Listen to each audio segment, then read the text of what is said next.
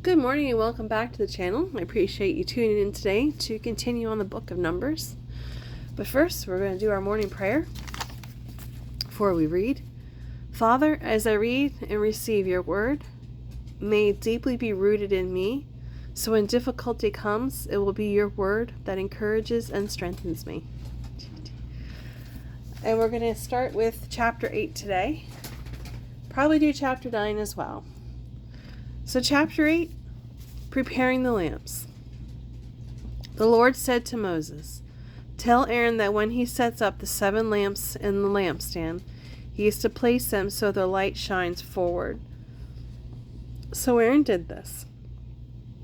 He set up the 7 lamps so they reflected their light forward, just as the Lord had commanded Moses. The entire lampstand, from its base to its decorative blossoms, was made by beaten gold. It was built according to the exact design the Lord had shown Moses. The Levites dedicated. Then the Lord said to Moses, "Now set the Levites apart from the rest of the people of Israel and make them ceremonially clean. Do this by sprinkling them with the water of purification, and have them shave their entire body and wash their clothing. Then they will be ceremonially clean. Have them bring a young bull and a grain offering of choice flour mixed with olive oil, along with a second young bull for a sin offering. Then assemble the whole community of Israel and present the Levites at the entrance of the tabernacle. When you bring the Levites before the Lord, the people of Israel must lay their hands on them. Aaron must present the Levites to the Lord as a special offering from the people of Israel, thus dedicating them to the Lord's service. Next, the Levites will lay their hands on the heads of the young bulls and present them to the Lord. One will be for a sin offering and the other for a burnt offering to make atonement for the Levites. Then have the Levites stand in front of Aaron and his sons and present them as a special offering to the Lord. In this way, you will set the Levites apart from the rest of the people of Israel. And the Levites will belong to me.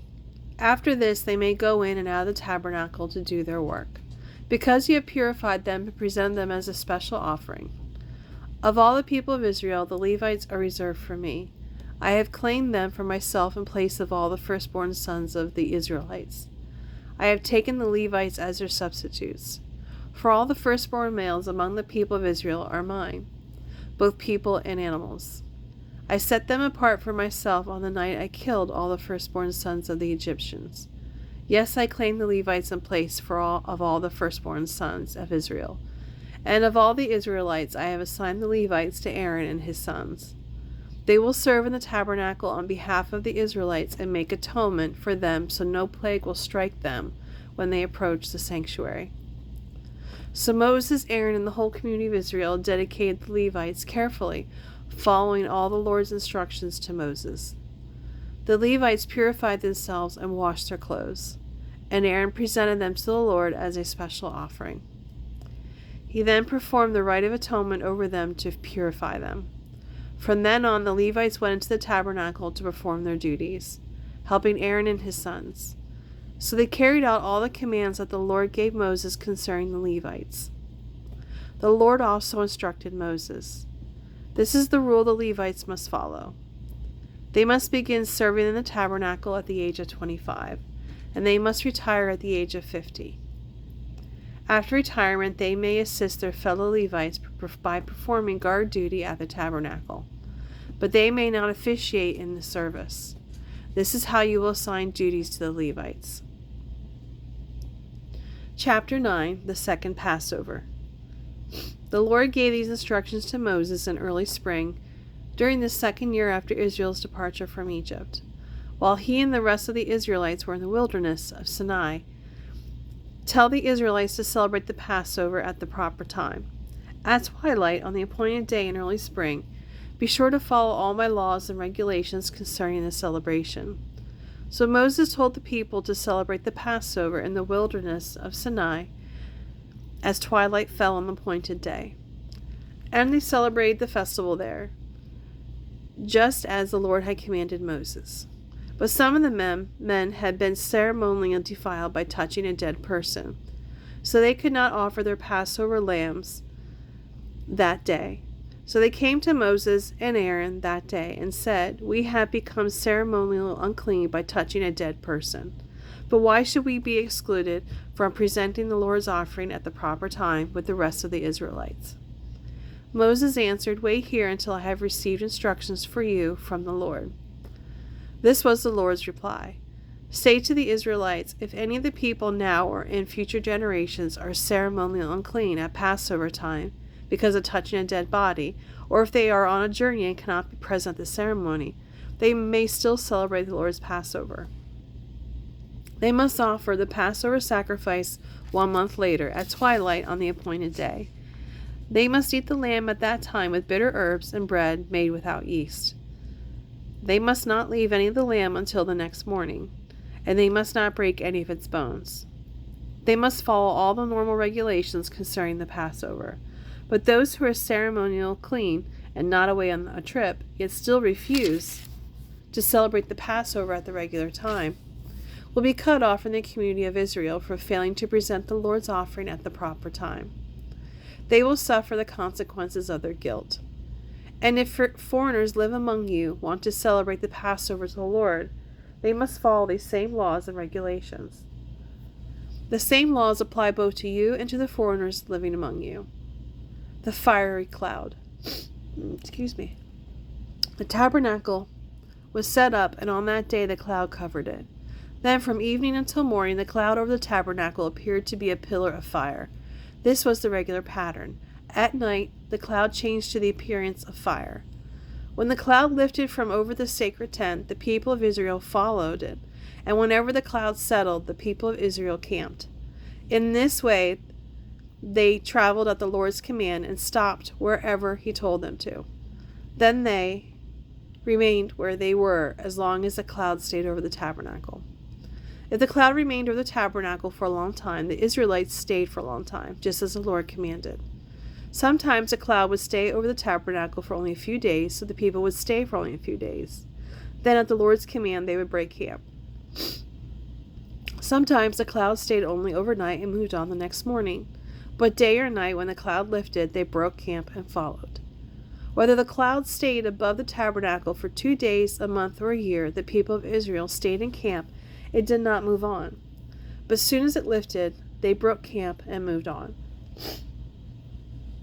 So they camped or traveled at the Lord's command, and they did whatever the Lord told them through Moses. The silver trumpets. Now the Lord said to Moses, "Make 2 trumpets of beaten silver to be used for summoning the people to assemble and for signaling the breaking of camp. When both trumpets are blown, the people will know that they are to gather before you at the entrance of the tabernacle. But if only one is blown, then only the leaders of the tribes of Israel will come to you. When you sound the signal to move on, the tribes on the east side of the tabernacle will break camp and move forward. When you sound the signal on a second time, the tribes of the south will follow.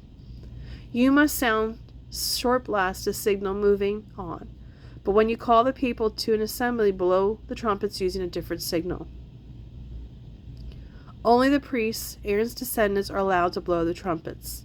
This is a permanent law to be followed from generation to generation. When you arrive in your own land and go to war against your enemies, you must sound the alarms with these trumpets, so the Lord your God will remember you and rescue you from your enemies.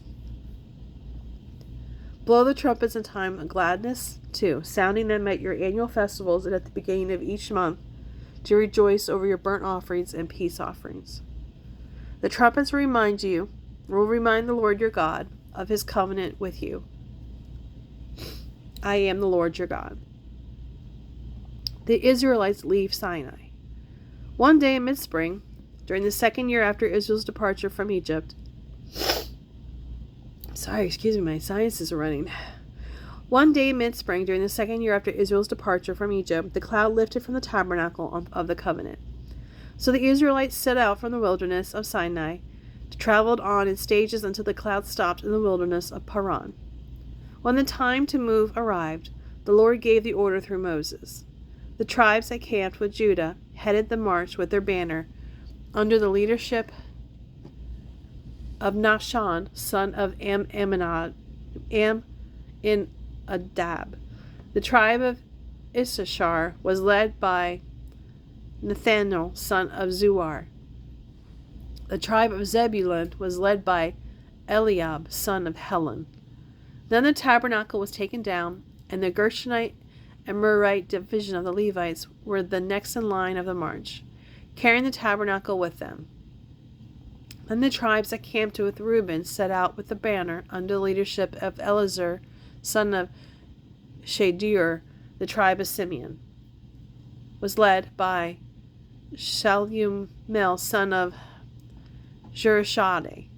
The tribe of Gad was led by Elisaph, son of Duel.